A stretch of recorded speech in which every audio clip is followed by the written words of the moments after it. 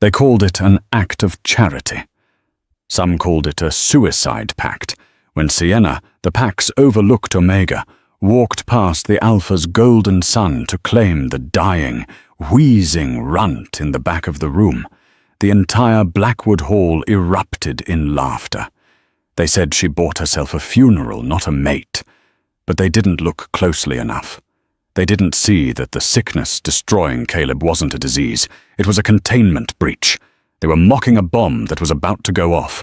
And when the smoke cleared, no one was laughing anymore. The floorboards of the Blackwood Ridge Community Hall always smelled of pine polish and stale beer, but tonight the air was thick with pheromones and desperation. It was the ceremony of bonds. For the elites, it was a coronation. For Omegas like Sienna, it was a cattle auction. Sienna stood near the back, smoothing the wrinkles in her faded grey dress. She was 22, late for a mating match, and branded with the status of an Omega, not because she was weak, but because her parents had died owing debts to the Pack Alpha. In Blackwood, debt was hereditary. "Stop fidgeting, you look desperate," a voice hissed. It was Tessa, a beta with sharp features and hair the color of spilled wine. Tessa had made Sienna's life hell since middle school. Not that it matters. Everyone knows Alpha Harith's son is going to pick a high-ranking female. Probably me. You'll be lucky if you get paired with one of the perimeter guards. Sienna didn't answer. She kept her eyes on the floor, listening to the murmurs of the crowd. The pack was small but vicious, located deep in the Colorado Rockies. Weakness wasn't just frowned upon, it was usually culled. The heavy oak doors slammed open. Silence rippled through the room as Alpha Harith walked in, flanked by his son, Brock. Brock was the golden boy, literally. Blonde, 6'4", with muscles that looked carved from granite. He walked with the arrogance of a man who had never been told no. He scanned the line of unmated females, his lip curling in a sneer. "Pick well, my son," Alpha Harith boomed. "The future of Blackwood needs strong blood." Brock moved down the line. He stopped in front of Tessa, who preened, puffing out her chest. He lingered, trailing a finger down her jaw, before moving on.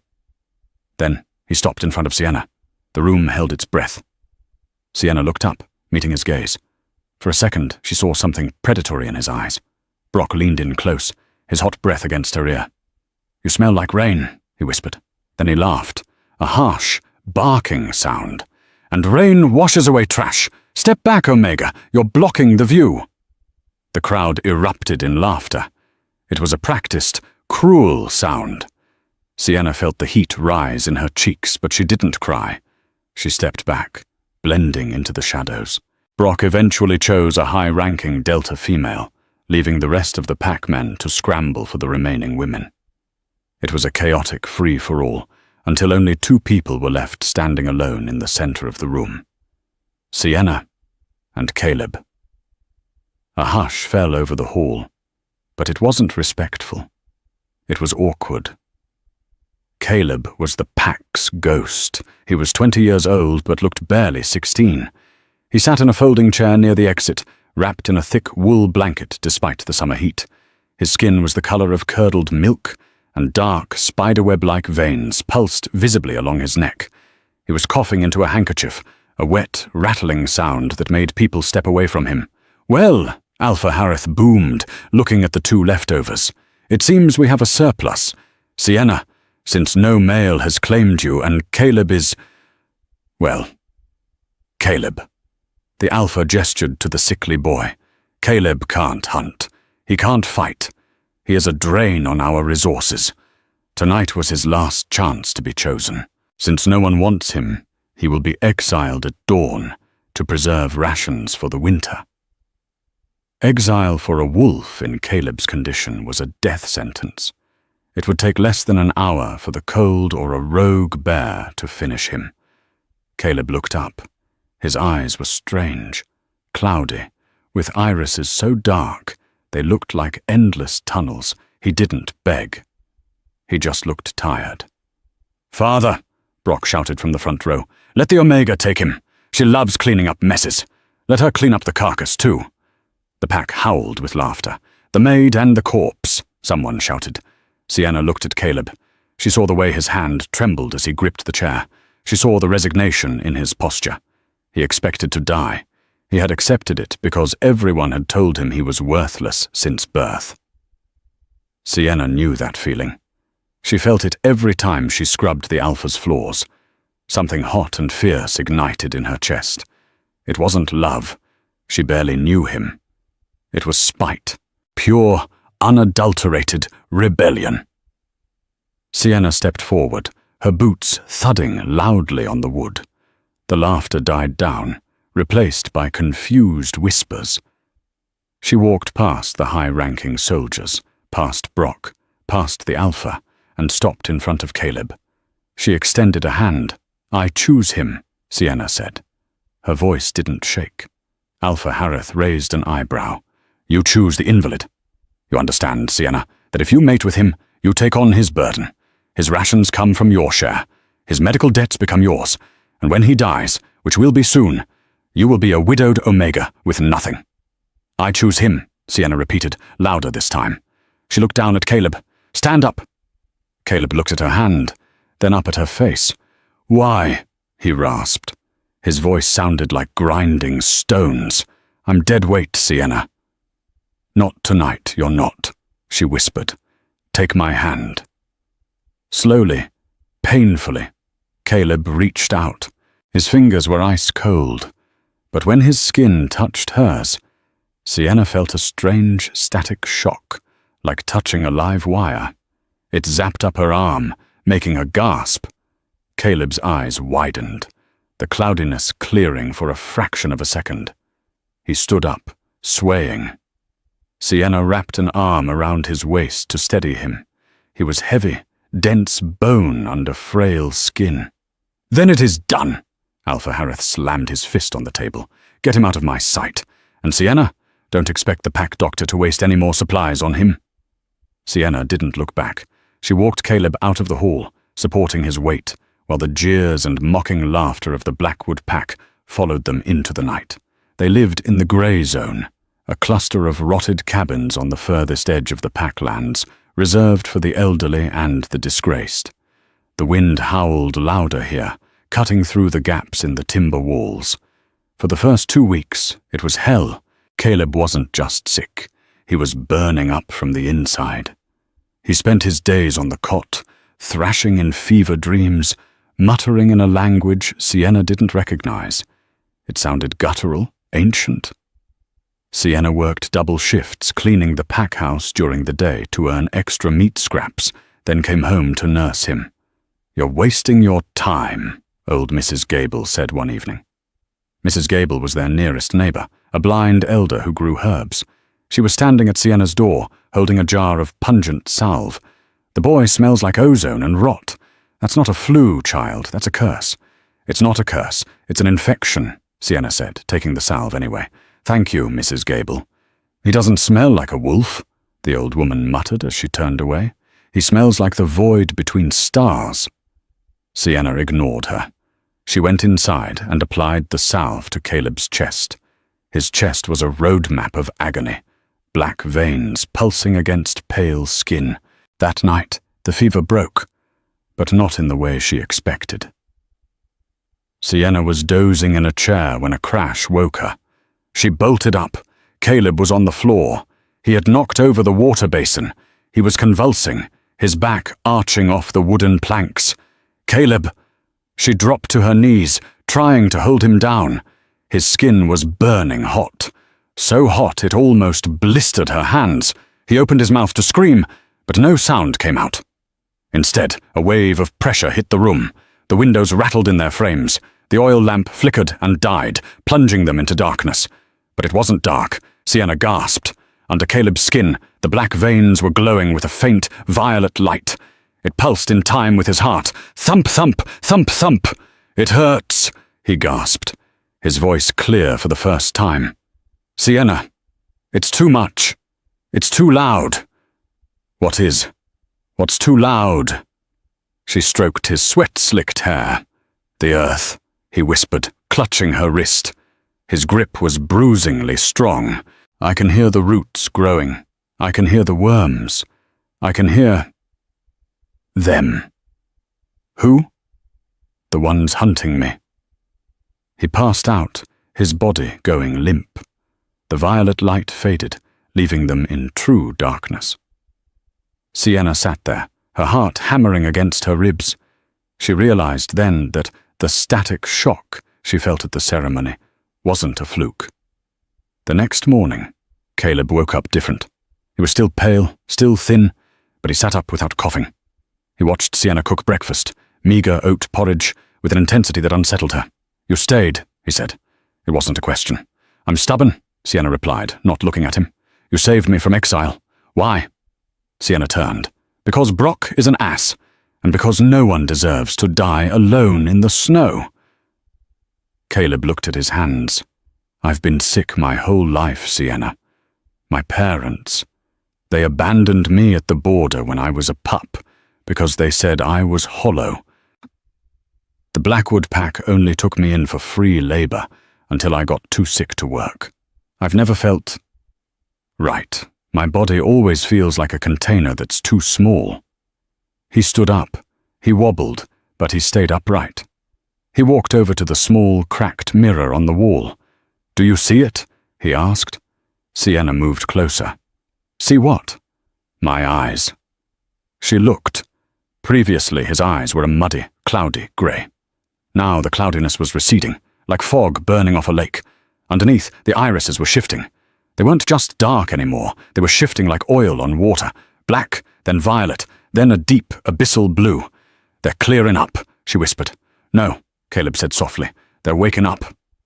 Their moment was interrupted by a heavy pounding on the door. "Open up! Inspection!" Sienna froze. It was mesmerizingly bad timing. It was Silas, Brock's right-hand man and the pack's cruelest enforcer. Sienna opened the door. Silas stood there, flanked by 2 other guards. He smirked, looking past her to Caleb. "Alpha Harith wants a head count," Silas said, stepping inside without permission. He kicked over a basket of laundry, making sure the leech hasn't died and started rotting in the floorboards. "Smells like he has." Silas walked up to Caleb. Caleb stood his ground, though he looked frail next to the hulking enforcer. "Still breathing, Runt?" Silas poked Caleb hard in the chest. Caleb didn't flinch. "I'm fine, Silas." "You don't look fine. You look like a corpse." Silas grabbed Caleb by the throat, slamming him against the wall. It was a bully's move, unprovoked and vicious. Maybe I should speed up nature's process. Save the pack some trouble. "Stop it!" Sienna screamed, grabbing Silas's arm. He backhanded her without looking, sending her sprawling onto the floor. Her lips split, blood tasting metallic in her mouth. The air in the cabin changed instantly. The temperature dropped 10 degrees. Silas froze. He looked down at his hand, the one holding Caleb's throat. Caleb hadn't moved. He hadn't transformed. He hadn't even raised a fist. But Silas's hand was turning grey. The veins in the enforcer's arm were bulging, turning black, as if the blood was rushing away from Caleb. "Let her go," Caleb said. His voice didn't sound like grinding stones anymore. It sounded like 2 mountains colliding. Silas gasped, his eyes bulging. He tried to pull his hand away, but he couldn't. It was like he was magnetized to Caleb. What are you doing?" Silas wheezed. Caleb's eyes flashed. That violet light returned, brighter this time. He tilted his head. "I'm taking back what you stole." Silas screamed as his knees buckled. He looked like he was aging rapidly, his skin sagging, his energy draining out of him in a visible vapor that flowed into Caleb's chest. Sienna watched in horror. "Caleb, stop! You'll kill him!" The shout broke the trance. Caleb blinked and the connection severed. Silas collapsed to the floor, gasping for air, looking pale and terrified. He scrambled backward, crab-walking toward the door. You freak!" Silas stammered. "You're a monster!" He and the guard scrambled out of the shack, running back towards the main village. Silence returned to the cabin. Caleb stood against the wall, breathing heavily. But he didn't look tired. For the first time ever, there was colour in his cheeks. The hollows under his eyes were gone. He looked fed. He looked at his hands, then at Sienna. "I didn't mean to," he whispered, terror in his voice. He hurt you. And I got so hungry." Sienna wiped the blood from her lip. She looked at the boy, no, the man, standing before her. The sickness was gone, but something else had taken its place. "Caleb," she asked, her voice trembling. "What are you?" The silence in the cabin after Silas fled was heavier than the storm outside. Caleb stared at his hands that had looked skeletal just an hour ago but now held a faint, terrifying flush of vitality. He looked like a man who had just consumed a heavy meal, but the meal was the life force of another wolf. "We have to leave," Caleb said, his voice ragged. "Silas will tell Alpha Harith. They won't exile me this time, Sienna. They'll execute me." Sienna grabbed his shoulders, forcing him to look at her. "No, Silas won't say a word." Caleb blinked, the violet hue in his irises fading back to that deep, abyssal blue. "What? He hates me. He hates us. He's terrified," Sienna corrected, "and he's proud. Silas is the Alpha's top enforcer. Do you think he's going to run to Harith and admit that the sickly Runt and the maid brought him to his knees without throwing a single punch? He'll hide it. He'll say he roughed us up and left. That buys us time." "Time for what?" "To figure out what you are." Sienna grabbed her coat. "We're going to see Mrs. Gable." They moved through the shadows of the grey zone, avoiding the patrols. The wind was biting, but Caleb didn't shiver. He walked with a new fluidity, his limp gone. It was as if the sickness had been a heavy coat he'd finally taken off. Mrs. Gable's cabin smelled of dried sage and old paper. The blind woman was waiting for them, sitting in her rocking chair by the fire, a shotgun resting across her knees. "I wondered how long it would take," she croaked, not turning her head. "You smell like a thunderstorm, boy. You smell like ozone and old blood." "Mrs. Gable," Sienna started. "Caleb he did something to Silas. He drained him." "He fed," Mrs. Gable corrected. She pointed a gnarled finger at a trap door under the rug. "Open it. Second shelf. The book bound in black leather. Don't read it aloud." Caleb pulled the rug back and hauled open the heavy wooden door. The cellar was packed with jars of preserves, but tucked in the back was a small bookshelf. He retrieved the book. It was heavy, the leather cold to the touch. He brought it up to the firelight. The title was embossed in silver, "The Moroi Lineage, Guardians of the Void." "Moroi?" Caleb asked. "I've never heard of that bloodline." "Because Harith's grandfather wiped them out 60 years ago," Mrs. Gable said, her voice dropping to a whisper. "Or so he thought." Sienna sat on the floor next to Caleb as he opened the book. The pages were yellowed, filled with hand-drawn illustrations of wolves that looked different, larger, leaner, with eyes that glowed violet. The Moroi were not physical warriors, Mrs. Gable explained. They were energetic regulators. In the old days, when a wolf went feral or an alpha became a tyrant, the Moroi were called in. They didn't fight with claws. They fought by severing the connection between a wolf and their spirit. They could drain the aggression, the strength, even the life out of an enemy. Caleb read the text, his finger trembling. The siphon wolf does not generate its own energy. It is a void. Without a bond, the void consumes the host, leading to a sickness that mimics wasting disease. The host rots from the inside as their body tries to feed the void. He looked up at Sienna, horror dawning on his face. "My sickness, it wasn't a disease, I was starving. My body was eating itself because I didn't have any energy to pull from." "And the cure?" Sienna asked. Caleb turned the page. "To survive, a siphon must find an anchor. An anchor is a wolf or human with a soul resilient enough to filter the energy. The anchor grounds the siphon, allowing them to control the feed rather than be consumed by it." He looked at Sienna. "At the ceremony. When you touch my hand, the static shock." "I'm your anchor," Sienna realized. "That's why you got better the moment I claimed you." "And Silas?" Caleb asked Mrs. Gable. "Why did I hurt him?"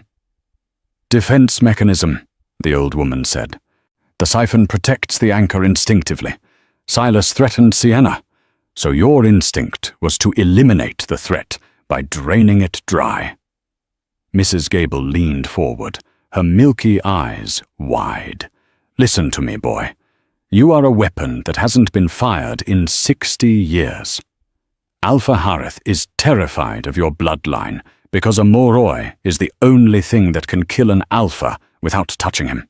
If he finds out what you are, he won't just kill you. He'll burn the entire grey zone to make sure the infection doesn't spread. So we run, Caleb said. No, Sienna said firmly. She stood up, her jaw set. We don't run. This is our home, Caleb. My parents are buried here. Your history is here. If we run, we're rogues, and rogues get hunted.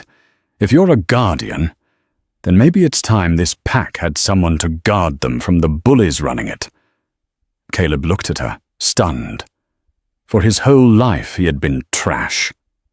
Now, the woman he loved was looking at him like he was a king in waiting. I don't know how to control it, Caleb admitted.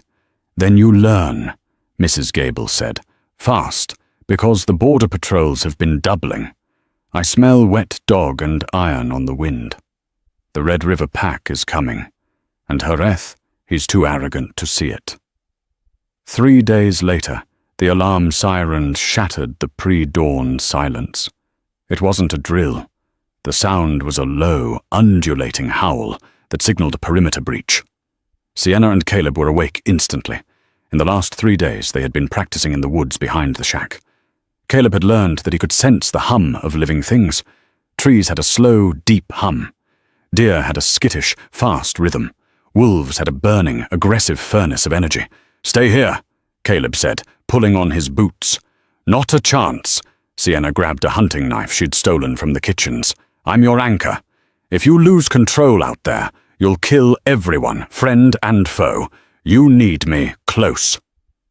They ran toward the noise. The attack was happening at the northern ridge. The Red River Pack, a brutal mercenary group led by a rogue alpha named Maddox, had breached the fence. Maddox was infamous for not just taking territory, but slaughtering everyone in it to send a message. By the time Caleb and Sienna reached the ridge, the snow was already stained pink. It was a massacre. Blackwood was outnumbered 2-1. Alpha Harith was fighting 3 rogues at once near the guard tower, his movements slowing. Brock was pinned under a massive grey wolf, his golden fur matted with blood, yelping as the rogue tore at his shoulder. The Blackwood formation had collapsed. Panic was setting in. They're going to die, Sienna whispered, watching from the tree line. The whole pack. Caleb watched the chaos. He felt the energy of the battlefield hitting him like a physical wave. The fear, the rage, the bloodlust. It was intoxicating. His veins began to glow beneath his shirt, the violet light pulsing. I can stop it, Caleb said, his voice dropping an octave, vibrating with that strange, distorted power. But Sienna, it hurts.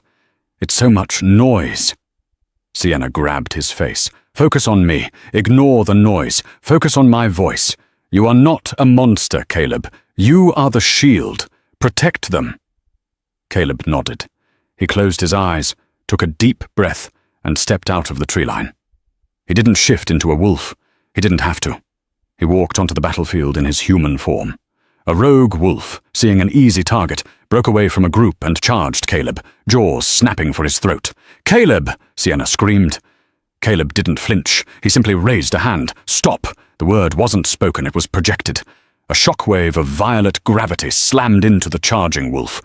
The rogue froze in midair, then crashed to the ground, whining as if an invisible mountain had been dropped on its back. The wolf convulsed, its energy visibly streaming out of its body and into Caleb. The battlefield quieted.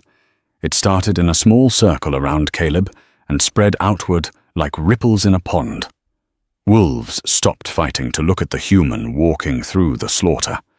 Maddox, the rogue alpha, shifted back to human form near the center of the clearing. He was a giant of a man, covered in scars, holding a serrated machete. He laughed when he saw Caleb. What is this? Maddox bellowed. Blackwood is sending out the invalids now? Go home, boy, before I peel your skin off." Caleb kept walking. His steps were heavy, leaving charred footprints in the snow. The violet light was now visible to everyone, radiating from his skin like armor. "Leave," Caleb said. His voice echoed, sounding like it was coming from everywhere at once.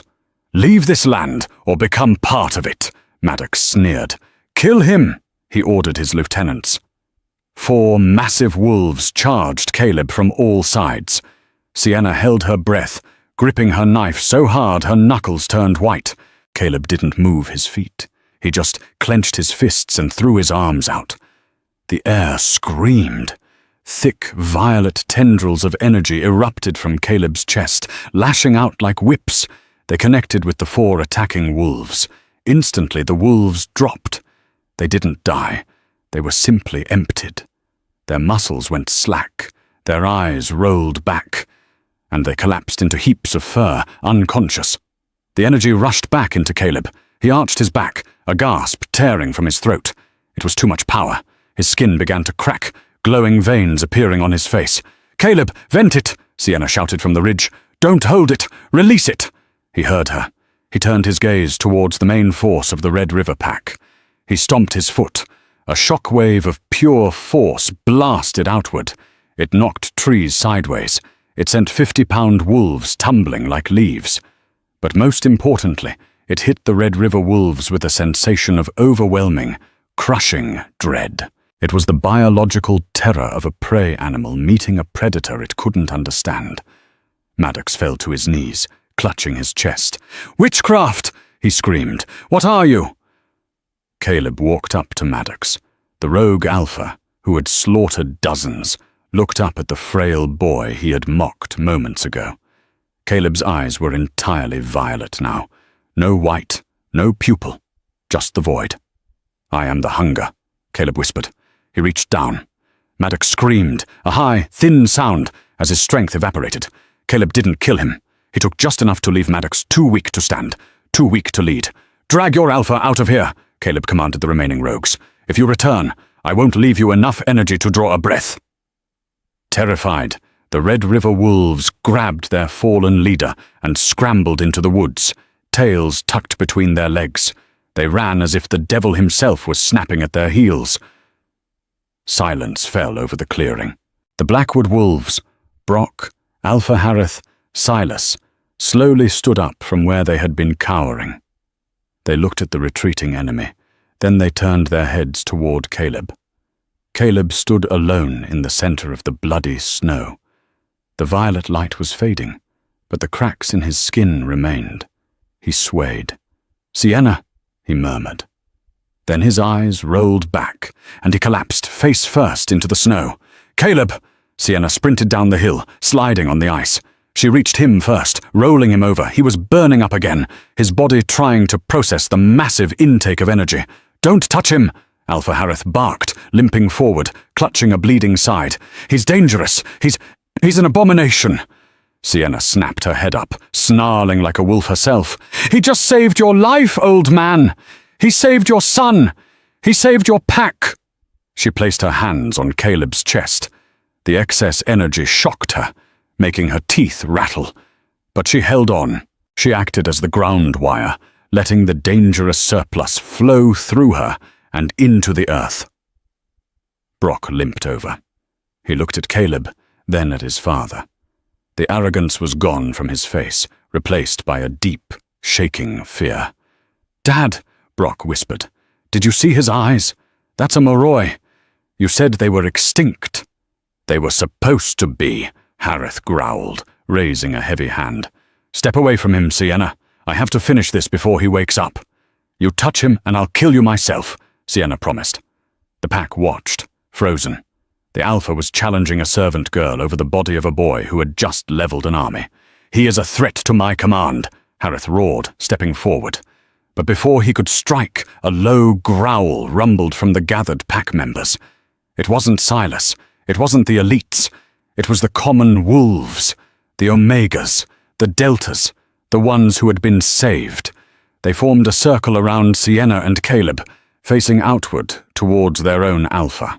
"He saved us," a young guard said, stepping between Harith and Caleb. We won't let you kill him." For the first time in 20 years, Alpha Harith looked at his pack and realized he wasn't the one in charge anymore. For 3 days, Caleb slept. But this wasn't the feverish, dying sleep of before. This was a hibernation. He had been moved from the shack in the grey zone to the Alpha's private medical wing, a suite usually reserved for Hareth's family. It was a political move, of course. Hareth couldn't leave the pack's savior rotting in a shack, not when half the pack was now camping on the lawn, holding a vigil for the Moon Chosen. Sienna refused to leave his side. She sat in a plush leather chair that cost more than her entire life's earnings, watching him change. And he was changing. His jawline, once soft and boyish, had sharpened into something angular and severe. His shoulders had broadened, the sickly pallor replaced by skin that looked like polished marble. He didn't look like a boy anymore. He looked like a statue carved by a frightened artist. On the 4th morning, Dr. Thorne, the pack physician, came in to check Caleb's vitals.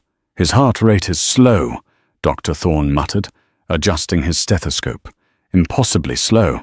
5 beats a minute. It's like he's conserving. He's hungry," a voice said. Sienna and the doctor jumped. Caleb was awake. He was sitting up, watching them. His eyes were no longer shifting colors. They had settled into a deep electric violet that seemed to hum in the low light. "Caleb!" Sienna stepped forward, reaching for his hand. He pulled back. The rejection stung worse than a slap. "Don't!" Caleb said, his voice devoid of inflection. "I can't control the pull yet, Sienna. If you touch me right now, I might drain you dry before I can stop myself." Dr. Thorne backed away, visibly trembling. I'll go get the Alpha." When they were alone, the silence stretched thin. "You're afraid of me," Caleb stated. He wasn't asking. He was reading her biorhythms. "I'm not afraid of you," Sienna lied. "I'm afraid for you." "Don't be. The weakness is gone. The noise, I learned how to filter it. It's quiet now." He looked at his hands. "I feel empty, though. Like a cup that has no bottom." The door opened and Alpha Harith entered. He didn't come with guards this time. He came with a bottle of scotch and 2 glasses. He looked older than he had on the battlefield. The fear in his eyes was gone, replaced by a calculating, reptilian shine. "Welcome back to the land of the living, son," Harith said, pouring a drink. He slid a glass toward Caleb. Caleb didn't touch it. "What do you want, Harith?" "Respect, for one," Harith smiled tightly. "But I'll settle for an alliance. You humiliated me on that battlefield, Caleb. You undermined my authority. By pack law, I should challenge you to a death match to regain my standing." Sienna tensed, ready to fight. "But," Harith continued, "I'm a pragmatist. You are a weapon, a nuclear bomb in human skin. And with the Red River pack regrouping, Blackwood needs a nuke." Harith placed a heavy iron badge on the bedside table. It bore the insignia of the wolf's head, but painted black. "The position is warden," Harith said. "It hasn't been filled in 50 years. You answer only to me. You handle the threats the regular guards can't. You keep the peace. You keep us safe." "And in return?" Caleb asked. "In return, you and Sienna get the east wing of the manor. Unlimited resources. High-quality food, which I imagine you need a lot of now, and total immunity from your past debts." Sienna shook her head. "Caleb, no. He wants to turn you into his hitman. He wants to leash you." Caleb looked at the badge.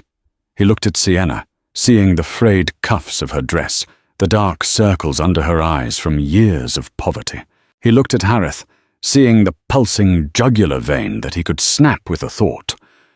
"I'll take the job," Caleb said. "Caleb!" Sienna gasped. "On one condition," Caleb interrupted, his violet eyes locking onto Harith. "Sienna isn't just my mate. She is my anchor. That makes her part of the command structure. If anyone, be it Brock, Silas, or even you, disrespects her, I will consider it an act of war. And I will feed." Harith swallowed hard. He nodded. "Agreed. Welcome to the hierarchy, Warden." The weeks that followed were a blur of cold efficiency. Caleb moved them into the East Wing.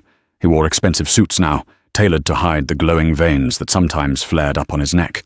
He walked the perimeter of the pack lands, and wherever he went, silence followed. He was good at his job. Too good.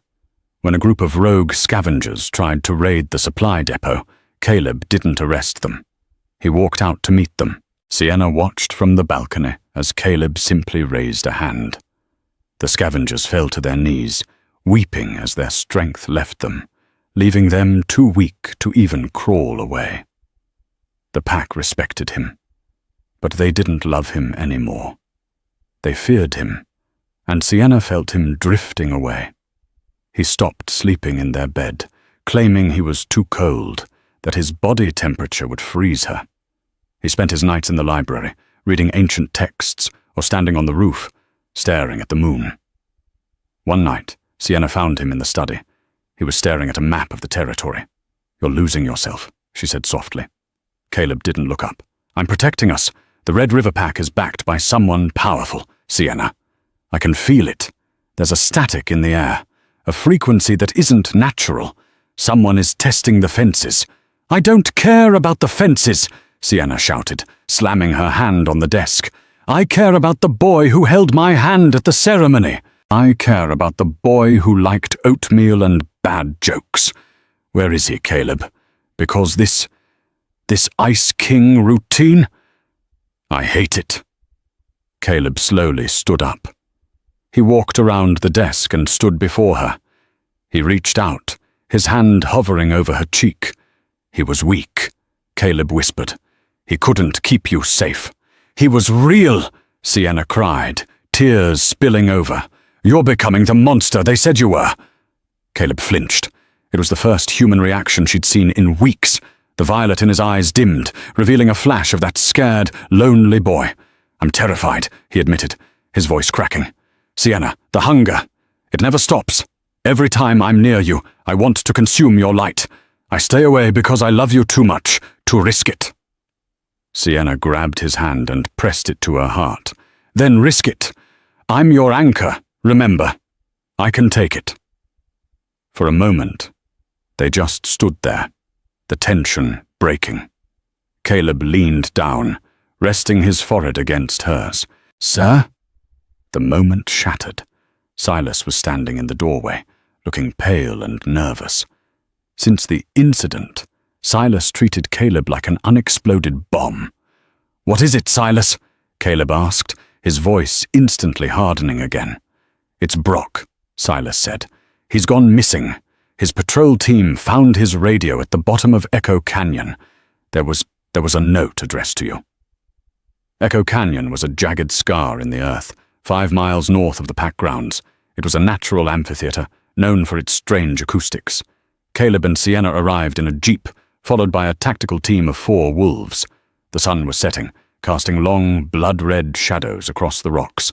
"This is a trap," Sienna said, checking the magazine of her handgun. She wasn't a warrior, but she refused to be a liability. "Obviously," Caleb said. He stepped out of the jeep. The air here felt wrong. It tasted like copper and battery acid. "Stay in the car, Sienna." "Not a chance." They walked into the canyon floor. In the center, tied to a wooden stake, was Brock. He looked beaten, his face bruised, his clothes torn. But as they got closer, Caleb stopped. "Wait," Caleb murmured. He squinted, his energy signature. "It's wrong. It's too steady. Help me!" Brock screamed, pulling at his chains. "Caleb, they're everywhere!" Suddenly, floodlights snapped on from the canyon rims, blinding them. A voice amplified by speakers echoed off the canyon walls. It was a smooth, cultured voice, not the gruff growl of a wolf. Fascinating. The readings were correct. A Class 5 bioenergy manipulator. "We thought your kind was a myth." "Who are you?" Caleb shouted, shielding his eyes. "We are the Valcor Biotech Group," the voice replied. "We specialize in pest control." On the ridge, figures appeared. They weren't wolves.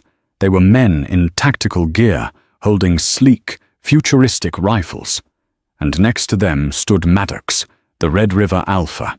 He was grinning, holding a remote detonator. "You took my strength, boy," Maddox shouted. "But Mr. Valcor gave me something better. Science!" "Caleb, run!" Brock shouted from the stake. But then Brock's expression changed. The fear vanished, replaced by a sneer. "Actually, don't run. It won't work." Brock stood up. The chains fell away. They hadn't been locked. "You," Sienna breathed. "You set this up." "I'm the heir," Brock screamed, his face twisting with jealousy. "I was supposed to be the king. And then you, the Runt, you walk in, and take my glory. Take my pack. My father listens to you more than me." "Brock, get down!" Caleb yelled. He sensed the energy shift before it happened. The soldiers on the ridge didn't fire bullets. They fired sound. A high-pitched, oscillating screech tore through the air. It wasn't just noise. It was a frequency specifically calibrated to disrupt the Moroi bond with the void. Caleb screamed. He fell to his knees, clutching his head. The violet light in his veins flickered and turned a sickly, necrotic green. He retched, coughing up black bile. "My connection!" Caleb gasped. I can't feel the earth." "Resonance emitters," the voice on the speaker explained calmly. "They disrupt the bioelectric field you use to siphon energy. Without it, you're just a sickly boy with a bad immune system." "Get him!" Maddox roared. The Red River wolves poured over the canyon rim. Caleb tried to raise a hand, tried to summon the crush, but nothing happened. He was powerless. Sienna didn't hesitate. She raised her gun and fired, taking down the first wolf that lunged at Caleb. "Get up, Caleb! We have to move!" She grabbed him, dragging him towards the rocks. Caleb was dead weight. The sickness was back, hitting him all at once. He was wheezing, his skin turning grey instantly. "Sienna, leave me!" "Shut up!" She fired again, hitting a wolf in the shoulder. But there were too many of them. A massive hand grabbed Sienna by the hair, yanking her back. She screamed as she was thrown to the ground. Maddox stood over her, his boot on her chest. "Don't kill her yet," Brock called out, walking over. He looked down at Caleb, who was crawling in the dirt, trying to reach Sienna. Brock kicked Caleb in the ribs. A sickening crack echoed. "Look at you," Brock laughed. "The great warden. You look like a worm." Brock pulled a heavy silver collar from his belt. It was lined with glowing blue spikes. He knelt and snapped it around Caleb's neck. Caleb convulsed as the spikes dug in. "That collar injects a constant stream of liquid aconite and a dampening agent," Brock sneered. "You'll never use your magic again. But we aren't going to kill you, oh no. Valcor wants to study you. They want to know how to make soldiers like you." Maddox grabbed Sienna, hauling her up. She kicked and screamed, spitting in his face. "And the girl?" Maddox asked. Brock looked at Sienna. There was a moment of hesitation, perhaps a memory of them growing up together. But his jealousy washed it away. "Lock her in the iron pits," Brock said cold. "If the Runt refuses to cooperate with the tests, send him one of her fingers." "No!" Caleb wheezed, reaching out. "Sienna!" Two guards dragged Caleb away, tossing him into the back of an armored truck labeled Valcor. Two others shackled Sienna. As they dragged her in the opposite direction, she locked eyes with Caleb through the closing doors of the truck. "I'll find you!" Sienna screamed, her voice echoing off the canyon walls. "Caleb, hold on! I will come for you!" The doors slammed shut. The sun dipped below the horizon, plunging the canyon into darkness. The savior of Blackwood was gone, sold by the Alpha's son to a laboratory, and the Omega who loved him was being dragged to the deepest dungeon in the territory. The golden age of Blackwood was over. The age of silver had begun. The iron pits. 2 months later, the iron pits were not a jail. They were a hole in the ground covered by a steel grate. Located beneath the old meat cellar, the air smelled of rust, mold, and despair. Sienna sat in the corner of the communal cell, sharpening a piece of stolen, jagged metal against the stone wall. Scrape, scrape, scrape. She wasn't the frightened Omega maid anymore. Her dress was rags, her hair was matted, but her eyes were hard flint. Over the last 60 days, she had organized the prisoners. She had bartered food rations, settled disputes, and gathered intelligence. The prisoners here weren't criminals. They were Brock's dissenters. Old loyalists to Alpha Harith, who had been retired to a nursing home. Omegas who refused to serve the Valcor soldiers, and young wolves who dared to speak Caleb's name. "They're moving him tonight," a whisper came from the grate above. It was Silas. The former enforcer was technically the jailer, but the dynamic had shifted. Silas hated Brock. He hated the Valcor soldiers who treated the wolves like lab rats. And deep down, he was terrified of what would happen if Caleb ever got free and found out Silas hadn't helped. "Are you sure?" Sienna asked, not looking up. "I saw the manifest," Silas hissed. "Valcor is done with the preliminary tests. They're moving Specimen Zero to their headquarters in DC. If he gets on that helicopter, you'll never see him again." Sienna stood up. She tucked the shiv into a waistband. "Then we don't let him get on the helicopter." "Sienna, be reasonable," Silas pleaded. "Brock has 50 Valcor mercenaries and the Red River Pack guarding the facility. You have, what, a dozen starving prisoners and a spoon?" "I have something Brock doesn't," Sienna said, walking to the cell door. She placed her hand on the lock. "I have the truth." She turned to the other prisoners, gaunt, angry wolves who had lost everything. "For generations they told us Omegas were weak," Sienna said, her voice low but carrying to every corner of the dungeon. "They told us our place was on our knees. But who fed this pack? Who raised their children? Who cleaned their wounds? We are the backbone of Blackwood, and if the backbone snaps, the head falls." She looked at Silas. "Open the door, Silas. Or when Caleb gets out, and he will get out, I'll tell him you were the one who locked it." Silas hesitated. Sweat beaded on his forehead. He looked at his keys, then at the camera in the corner. He cursed under his breath, grabbed his baton, smashed the camera, and unlocked the gate. "Give 'em hell, Omega," Silas grunted. "The siege of Valcor Station." The Valcor Mobile Research Station was set up in the old Pack Gymnasium. It was a fortress of floodlights and electric fences. Inside a glass containment unit, Caleb hung suspended in a stasis field. He was unrecognizable. His body was emaciated, covered in surgical scars and biopsy ports. The silver collar was still around his neck, pulsing with a toxic blue light that kept him in a chemically induced coma.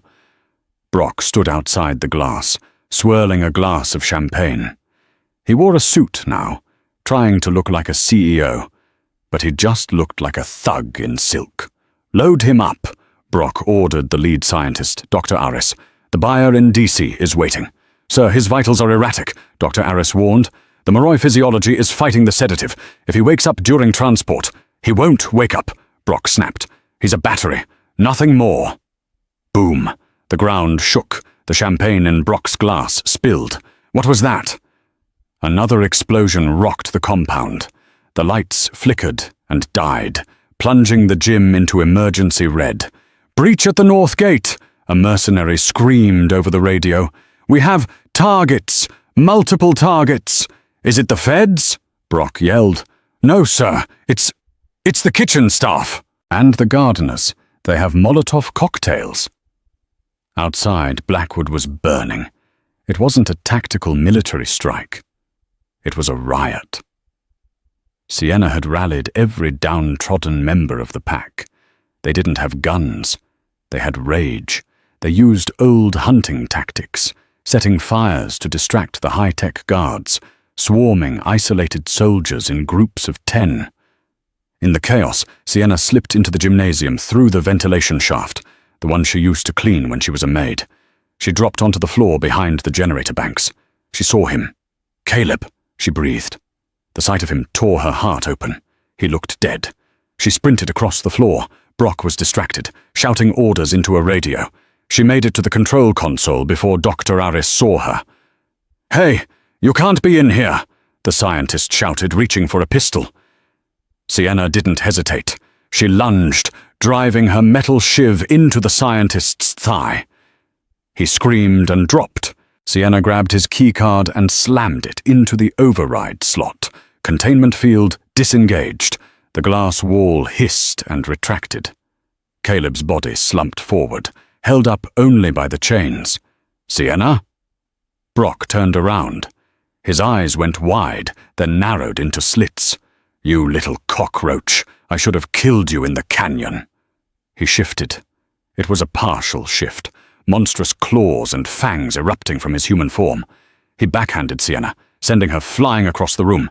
She crashed into a rack of medical equipment, gasping as her ribs cracked. "You think you can save him?" Brock laughed, walking toward her. "He's drained, broken.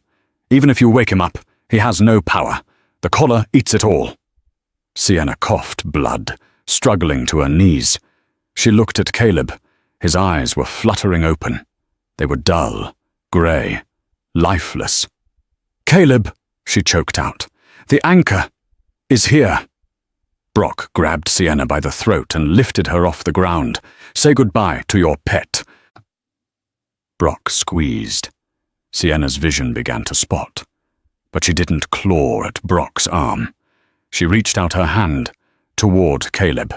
"Caleb, take it," she whispered. "Take everything."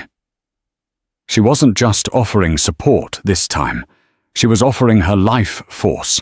She pushed every ounce of her will, her love, her anger toward him. Caleb's head snapped up. The connection slammed into place, but it wasn't the gentle stream from before. It was a dam breaking. Caleb gasped, his back arching.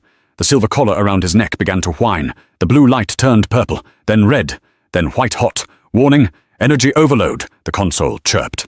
"Capacity exceeded." "What?" Brock froze. He looked at Caleb. Caleb's eyes were open. And they weren't violet. They were pure, blinding white. "Enough," Caleb said. The collar didn't just break. It disintegrated. It shattered into dust as a shock wave of pure, unadulterated power exploded from Caleb's body. The blast threw Brock backward through the air. He smashed into the far wall, cratering the brickwork. Caleb floated, actually floated, a few inches off the ground. The tubes and wires ripped away from his skin, the wounds closing instantly as the energy knit his flesh back together. He didn't look like a boy, or a wolf, or a man. He looked like an event. He looked at Sienna, who was gasping for air on the floor. He gently lowered himself and knelt beside her. "You came for me," he said, his voice echoing with a chorus of tones. "I promised," she wheezed. Caleb stood up and turned to Brock, who was pulling himself out of the rubble, bleeding and dazed. "Valcortec," Caleb said, looking at the mercenaries pouring into the room. "Fascinating." The soldiers opened fire. Bullets hailed toward him. Caleb raised a hand. The bullets stopped in mid-air. They hovered, vibrating, caught in a gravity well. "Return to sender," Caleb whispered. He flicked his wrist. The bullets didn't fire back. They simply turned to dust, as did the guns the soldiers were holding. The metal rusted and disintegrated in seconds, aged 1,000 years in a heartbeat.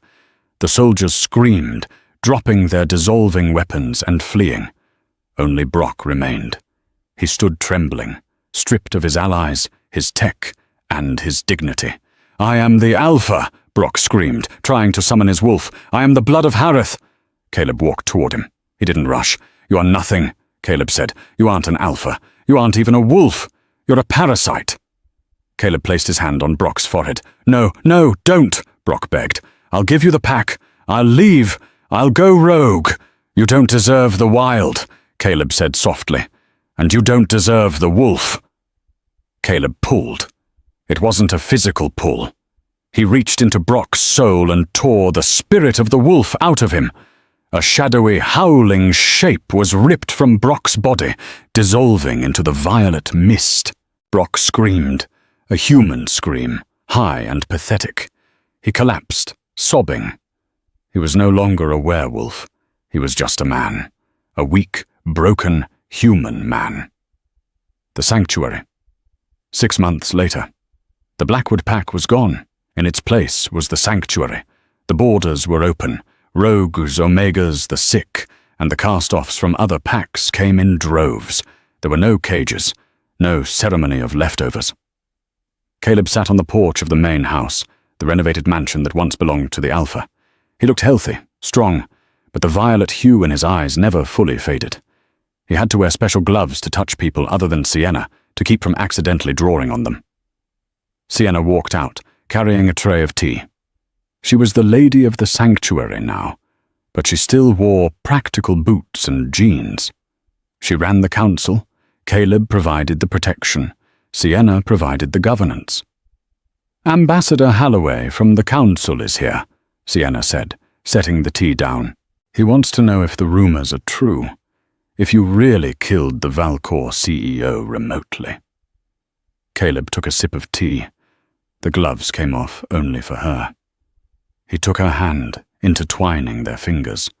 The static was still there, a comfortable hum that kept him grounded. "Tell him I didn't kill him," Caleb said, looking at the horizon where the mountains met the sky. "I just took back the energy he stole from the earth. What happened to his heart after that was a medical complication." Sienna smiled. She leaned her head on his shoulder. Down in the valley, she could see former Omegas training alongside Deltas. She saw Silas teaching a class on defense. She saw a community built not on blood purity, but on survival. "We did it," she whispered. "We survived the winter." Caleb kissed the top of her head. "We didn't just survive, Sienna. We awakened." The sickly pup and the maid had walked through the fire, and on the other side they hadn't found a throne.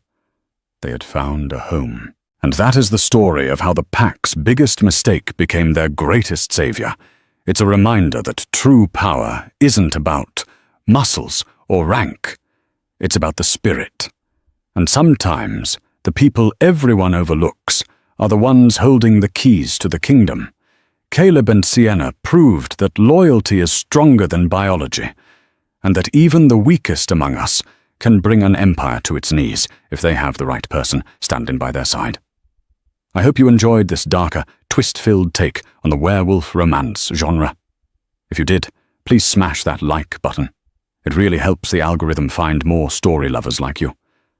Don't forget to subscribe and hit the notification bell so you'll never miss a new episode. And let me know in the comments, if you were Sienna, would you have forgiven the Pack or left them to their fate? I'll see you in the next story.